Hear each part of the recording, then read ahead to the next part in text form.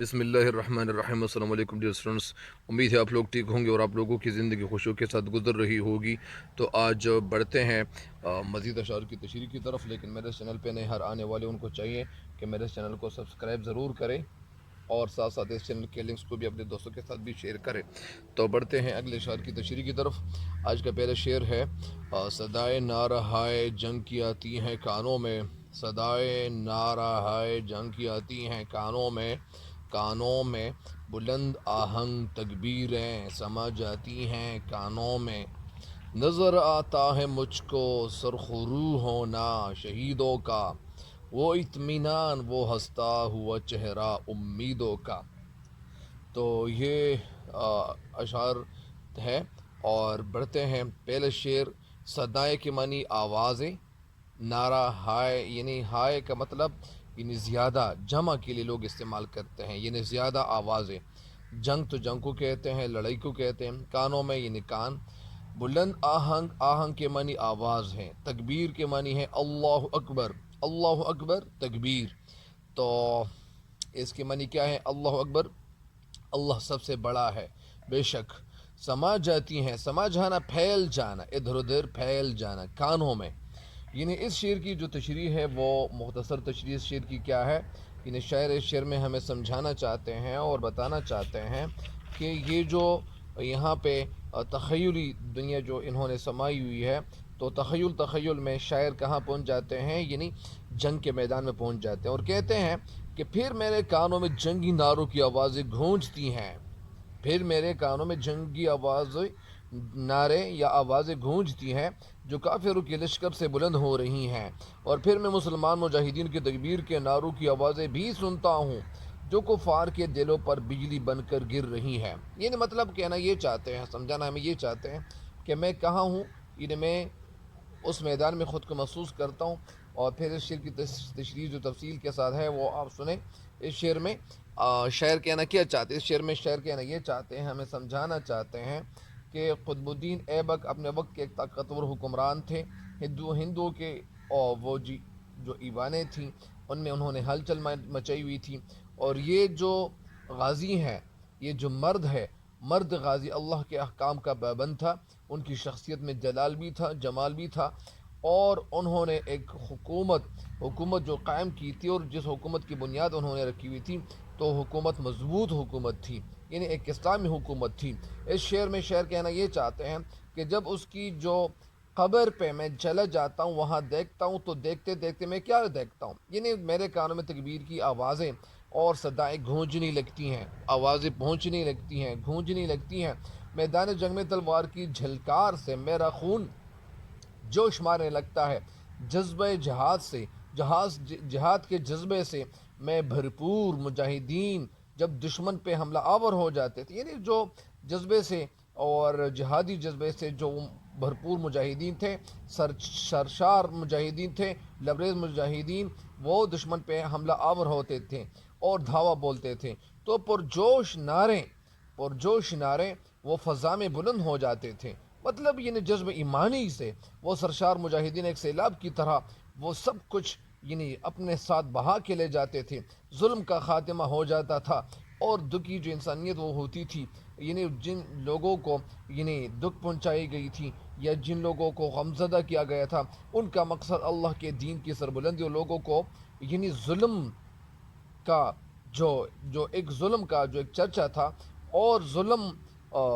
کی گرفت سے لوگوں کو آزاد کرتے تھے۔ یعنی نچلے طبقے کے جو یعنی مثال کے طور پر ہندو کا جو ایک طبقہ تھا، تو ان کو وہاں یعنی اچھی نظر سے نہیں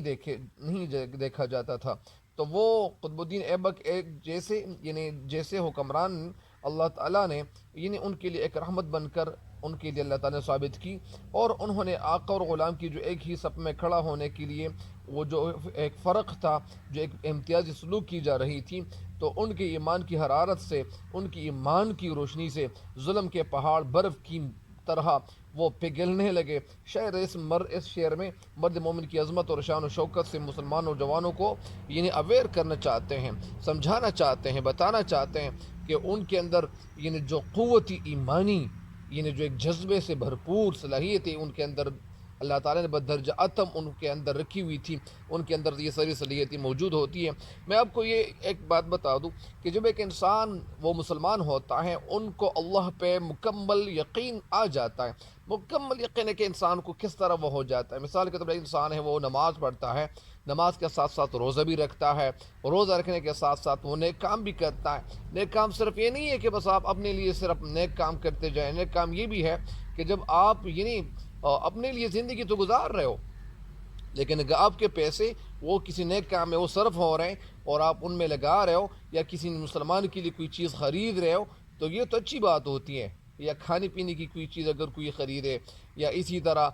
کسی کے لیے بہت ساری چیزیں وہ جو کھانے پینے کے لیے ہوتی ہیں، کپڑے ان کے لیے خرید سکتے ہیں۔ اسی طرح بہت سارے نیک کام ہوتے ہیں، یا مسجدوں میں بھی چندہ جمع کیا جا سکتا ہے۔ بہرحال یعنی بہت اچھے کام ہیں۔ تو اللہ تعالیٰ ایک انسان کے ساتھ مدد ضرور کرتا ہے، کسی بھی انسان کو اللہ تعالیٰ تنہا نہیں چھوڑتا۔ لیکن جب ہم اللہ تعالیٰ کی عبادت میں یعنی آگے بڑھنے کی کوشش کرتے جائیں گے، بہت ساری چیزیں ایسی ہوتی ہیں کہ وہ ہمارا دماغ کھل نہیں رہا ہوتا ہے۔ ہم یہ سوچتے ہیں کہ یار یہ چیز تو بڑی مشکل ہے۔ دنیا میں کوئی بھی چیز مشکل نہیں ہے۔ اور اسی طرح ہمارے ایک ٹیچر تھے، وہ ہمیں بتاتے تھے، انہوں نے ہمیں عرض کیا تھا، وہ ہمیں سمجھاتے تھے کہ یہ جو لوگ کہتے ہیں کہ یہ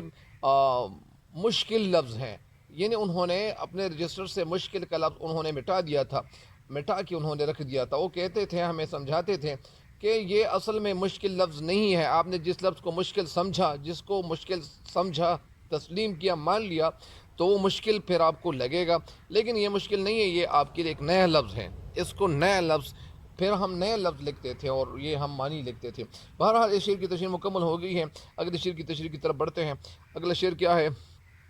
نظر آتا ہے مجھ کو سرخرو ہونا، نظر آتا ہے مجھ کو سرخرو ہونا شہیدوں کا، وہ اطمینان، وہ ہنستا ہوا چہرہ امیدوں کا۔ نظر آتا ہے مجھ کو سرخرو ہونا شہیدوں کا،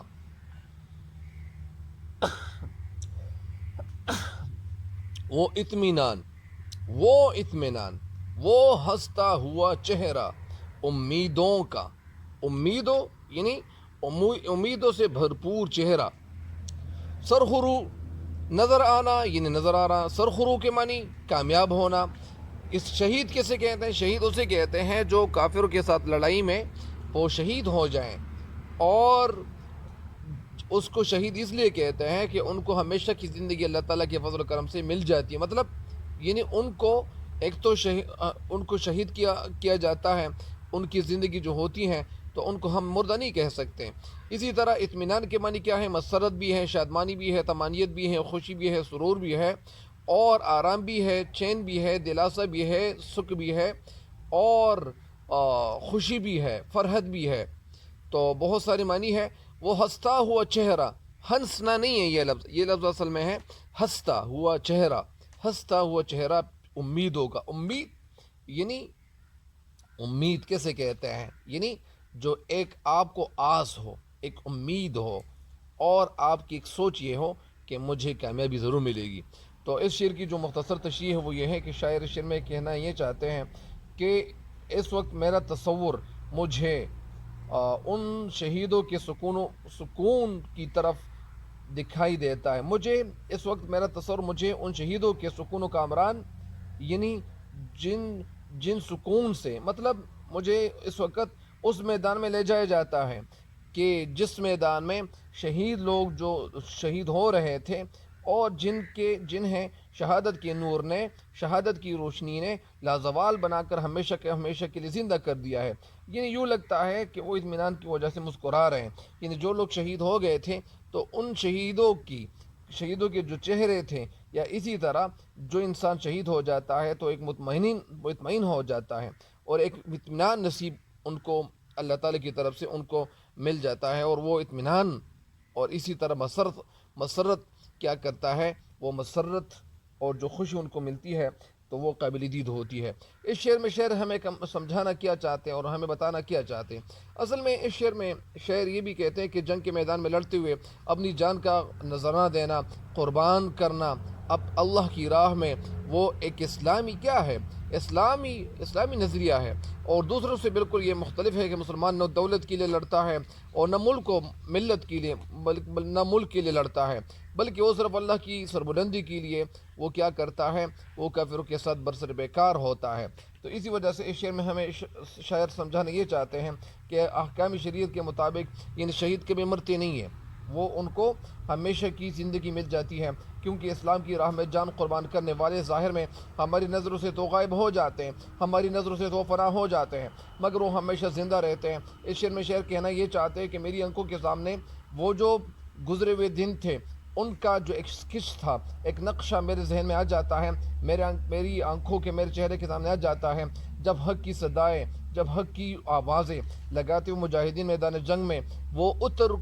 اترتے ہیں، کود پڑتے ہیں، ان کی تلواریں آپس میں ٹکراتی تھیں، دشمن کے فوجوں کے کر کے موت کے گھاٹ اتار دیا جاتا تھا، ان کو ختم کر دیا جاتا تھا، ان لوگوں کو صفی ہستی سے مٹا دیا جاتا تھا، اور اپنے ساتھیوں کا جو حشر دیکھتا تھا یا جس قیامت سے وہ لوگ گزرتے تھے تو ان کے حوصلے وہ کیا ہو جاتے تھے، ٹوٹ جاتے تھے، کیونکہ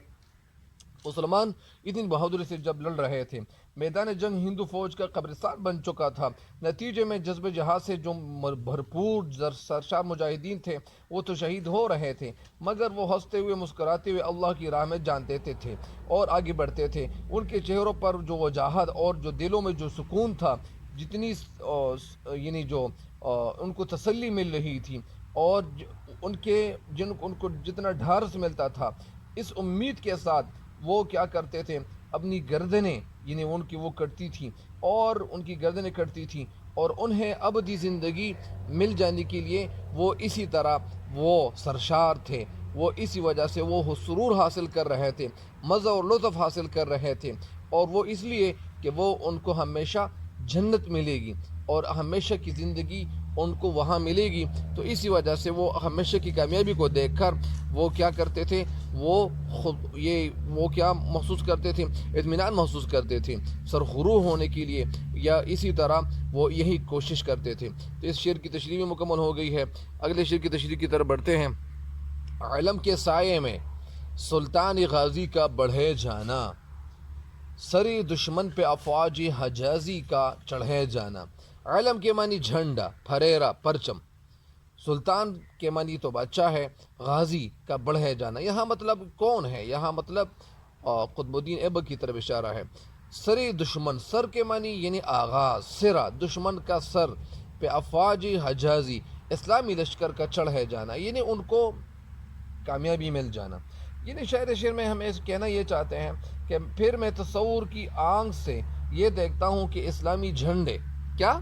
یعنی اسلامی جھنڈے، وہ جھنڈے کے سائے میں سلطان قطب الدین ایبک کفار کے لشکر کو کاٹتا ہوا آگے بڑھتا چلا جا رہا ہے، اور وہ لشکروں کو آگے کاٹتا ہوا آگے بڑھتا جا رہا ہے، اور ان کا جو اسلامی لشکر ہے وہ کفار کی لاشوں کو اپنے گھوڑوں کی جو سم تھے یا جو ٹاپیں تھیں اس سے رونتا ہوا آگے بڑھتا جا رہا ہے۔ مطلب اس شعر کی تشریح کیا ہے، اس شعر میں ہمیں شاعر سمجھانا کیا چاہتے ہیں، اس شعر میں ہمیں سمجھانا یہ چاہتے ہیں کہ علم کے سائے میں، یعنی اس شعر میں سلطان غازی اور افواج حجازی، یعنی یہاں یہ ہمیں سمجھانا چاہتے ہیں اور بتانا یہ چاہتے ہیں کہ اس شعر میں ہمیں سلطان غازی سے مراد قطب الدین ایبک ہے، جو اپنی خداداد، جو اللہ تعالیٰ کی طرف سے ان کو جو صلاحیتیں مل گئی تھیں، جن خوبیوں سے اللہ تعالیٰ نے ان کو سرفراز کیا تھا، جن خوبی اور خداداد صلاحیتوں سے اللہ تعالیٰ نے ان کو سرفراز کیا تھا، دہلی تخت کے وارث بن گئے تھے۔ شعر کہنا یہ چاہتے کہ قطب الدین ایبک کے مزار پر آ کر میرا ذہن مسلمانوں کی شاندار ماضی کی طرف وہاں پہنچ جاتا ہے، لوٹ جاتا ہے، کہ جب وہ گھوڑے پر اپنے گھوڑے پر سوار ہو کر اپنی فوج کو لڑا رہا ہے، اپنی فوج کی کمان سنبھال کے وہ آگے بڑھ رہا ہے، اور اس کے ہاتھ میں اسلام کا ایک پھریرا ہے، ایک جھنڈا ہے، اپنے لشکر کو دشمن پر حملہ آور ہونے کی ہدایت دیتا چلا جاتا ہے۔ اور ہدایت کیوں دیتے تھے کہ جنگ ایسی لڑنی چاہیے، اس کے دل میں اپنے دشمن سے ذرا بھی خوف نہیں تھا، وہ ذرا بھی خوفزدہ نہیں ہو رہے تھے، ان کے اندر ہمت اور دلیری بے پناہ موجود تھی، اور اسلام کا جھنڈا وہ لہراتے ہوئے اللہ کے جھنڈے تلے اور اسلام کے جھنڈے تلے اپنی فوج کو جمع کر رہے تھے، اور اپنے صف سالار کا حوصلہ دے کر فوج اس جوش سے حملہ کر دیتی تھی، اور کہ دشمن کے قدم جو ہوتے تھے تو وہ یعنی اس میں ایک لرز طاری ہو جاتا تھا، یعنی وہ جو کافر لوگ تھے تو لرز پر اندام ہو جاتے تھے اور ان کے قدم اکھڑ جاتے تھے، وہ بھاگتے جاتے تھے، مگر اسلامی فوج کب ان کا پیچھے چھوڑتی تھی۔ مطلب دشمن جو تھے تو وہ کیا کرتے تھے، ان کے یعنی سر پر چمکتی ہوئی تلوار پل بھر میں ان کے سینوں تک اتر جاتی ہے، مطلب یعنی دشمن کا ہم قلقمہ کرتے تھے، دشمن کا صفایا ہو جاتا تھا، اور ہندوستان کی جو فضائیں ہیں اس میں امن اور سکون اور سلامتی کی جھنڈے وہ لہراتے دیے جاتے تھے، یا اسی طرح لہرا دیے جاتے ہیں۔ تو یہ وجہ کیا ہو سکتی؟ وجہ یہ تھی کہ اصل میں یہ جو مسلمان تھے تو یہ اللہ کی رضا کی خاطر لڑ رہے تھے، اور کافر اپنے ملک کے لیے لڑتے ہیں۔ جس طرح بہت ساری جو جنگیں لڑی گئی ہیں، اور بہت سے ہمارے آقا نامدار حبیب کردگار حضرت محمد مصطفیٰ صلی اللہ علیہ وسلم اس وقت جو ان کے صحابہ کرام رضی اللہ تعالیٰ عنہم اجمعین تھے، تو اس وقت مسلمانوں کو کامیابیاں کیوں ملتی تھی؟ کیونکہ ان کے اندر جو ایمانی جذبہ تھا، اور جس جذبے سے وہ لبریز تھے، تو اسی جذبے کی آڑ میں اسی وجہ سے یہ شاعر کہتے ہیں کہ یہ مسلمان بھی اسی جذبے سے بھرپور ہیں، اور انشاءاللہ ان کو بھی کامیابی ملتی ہیں، اور کامیابی ملیں گی، اور کامیابی مل چکی ہیں۔ تو ظاہری بات ہے کہ جب ایک انسان کا ایمان اللہ تعالیٰ پہ پختہ ہو جائے تو کامیابی ان کی قدم ضرور چومتی ہے۔ تو مجھے امید ہے کہ ان اشعار کی تشریح سے آپ ضرور استفادہ کرو گے۔ تب تک کے لیے اجازت چاہتا ہوں۔ اللہ نگہبان۔